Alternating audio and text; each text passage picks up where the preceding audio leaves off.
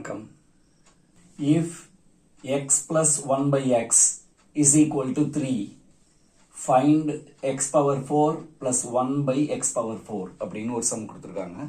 இதுக்கு பக்கத்துலேயே இன்னொரு சம் இருக்கு பாருங்க. இங்கே ப்ளஸ் இருக்கு, இங்கே மைனஸ் இருக்கு.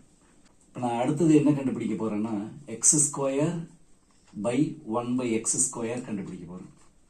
இதை நான் ஸ்கொயர் பண்ணியிருக்கேன் அப்படின்னு சொல்லும்போது இங்கே ப்ளஸ் இருந்துச்சுன்னா ரைட் ஹேண்ட் சைடும் ஸ்கொயர் பண்ணி 2 மைனஸ் பண்ணிடுங்க.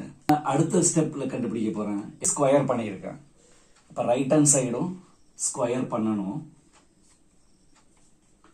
இங்கே ப்ளஸ் இருந்தால் நீங்கள் 2 மைனஸ் பண்ணிடணும்.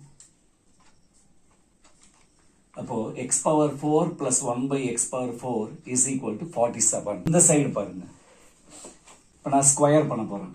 X square plus 1 by x square. Right hand side square பண்ணணும், ஆனால் இங்கே மைனஸ் இருக்கிறதுனால 2 ஆட் பண்ணிடணும்.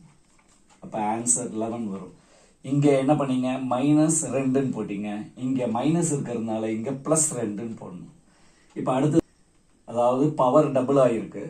அதோட மீனிங் என்னன்னா ஸ்கொயர் எடுத்திருக்கோம்னு அர்த்தம். இப்போ இதுக்கும் நம்ம ஸ்கொயர் எடுக்கணும், 121. ஆனால் இங்கே ப்ளஸ் இருக்கிறதுனால நீங்கள் 2 மைனஸ் பண்ணணும். இப்போ ஆன்சர் 119 வரும். இப்போ தேர்ட் சம் பாருங்க.